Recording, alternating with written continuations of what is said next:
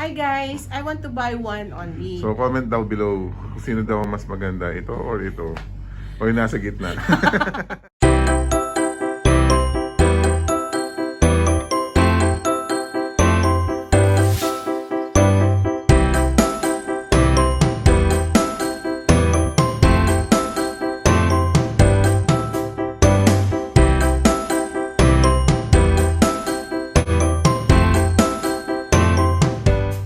Right?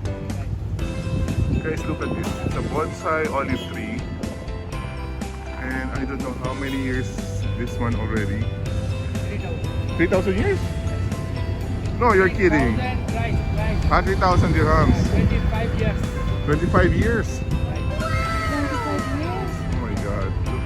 3,000 dirhams. For those who haven't seen yet, olive tree. So this is what it looks like.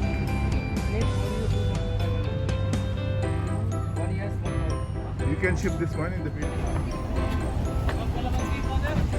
Wow! Look at this. Succulent.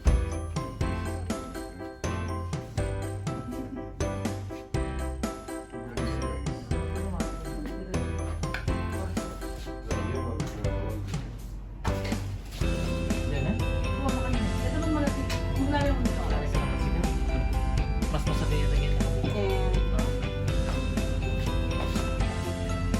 Ayan guys, so see.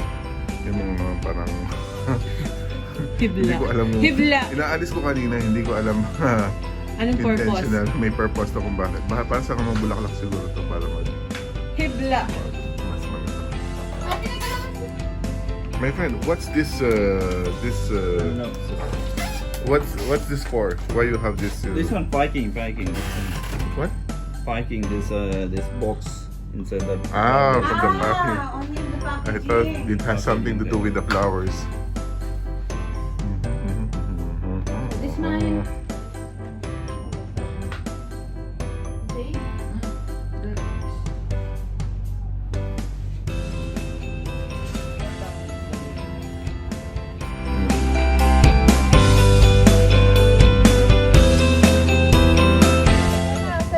Sili. Sili.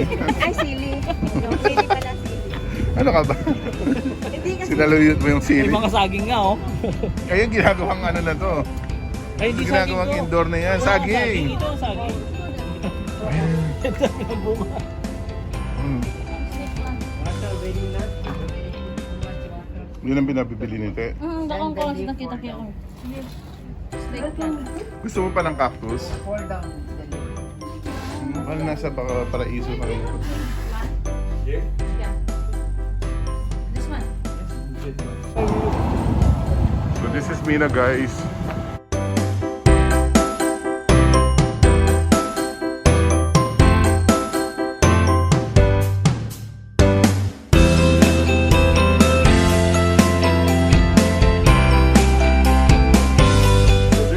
So we just joined the growing numbers of plantitos and plantitas out there.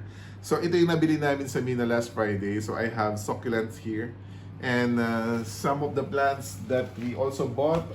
We have 6 fingers here and 2 orchids. And this one came from a friend, Mr. Jihad. So dumadami na yung halaman namin dito sa room. You know, it's different when you have these plants inside your room. So, nagbibigay sila ng kakaibang vibes. And stress reliever na rin. So, when you get back from work, when you go home from work, so seeing these plants, so it will somehow ease your stress. And nakaka-relax. So, together with the aquarium and the plants, so you know that you're not the only living things living inside this room. So for today, as promised, we will be solving board exam problems regarding trigonometric identities. So please stay with me. Yalla, let's go. So these are some of the common board exam problems on trigonometric identities. So the first one is simple. So we have to find the value of sine theta plus cosine theta tangent theta over cosine theta. So again, the basic here is we know for a fact that tangent is equal to sine over cosine. So we can split this this term into 2. So what I mean by that is we have sine theta over cosine theta. Okay, so this one sine theta over cosine theta plus cosine theta tangent theta over cosine theta. So in this case, we can cancel cosine here, we can cancel cosine here. So we know for a fact that sine theta over cosine theta is what? It's tangent theta, right? So plus another tangent there. So the answer for this problem is 2 tangent theta. Okay, so in this case, we have letter C as our answer. So let's go to the next problem. So we have the second problem here. We need to simplify sine squared theta plus the quantity 1 plus cotangent theta, cotangent squared theta. So we have the choices here. So what we can do here, so every time you see cotangent, tangent, so the hint there, it should be sine over cosine for tangent. If it's cotangent, that's the reciprocal of tangent. So if I have cotangent squared there, so that means I have 1 over tangent. So in this case, let's simplify cotangent first. Cotangent squared theta. So if I have sine squared theta times the quantity 1 plus tangent is sine over cosine, therefore cotangent is cosine over sine. So if it's square, so that's sine squared, cosine squared divided by sine squared. So that is cosine squared squared theta. So let's distribute sine squared theta. So that will be here. So that is sine squared theta plus sine squared will cancel on the second term. So that will be cosine squared theta only. So last time we proved that sine squared theta plus cosine squared theta, this is equal to 1. So the answer here is letter A. So let's go to the next problem. So again, we have another case here. We have secant theta minus secant theta times sine squared theta. So this is equal to, we have the choices here. So again, secant theta, it's actually 1 over cosine. So let's try to simplify secant theta into cosine. So 1 over cosine theta minus 1 over cosine theta, okay, times sine squared theta.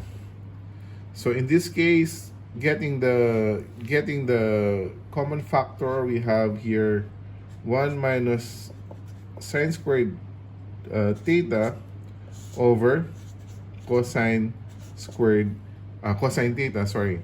So we know for a fact that cosine theta 1 minus sine squared theta is 1 minus sine squared theta. As we learned, this will be equal to cosine squared theta. So therefore, we have here, this is equal now to cosine squared theta over cosine theta. So cosine squared theta divided by cosine theta, this is equal to cosine theta. So the answer here is letter B. Okay, so that's it for today. And I hope you learned something from our lessons. And please don't forget to watch, like, subscribe, and hit the notification bell for you to get updated on our succeeding videos. Until next time, guys. Bye-bye!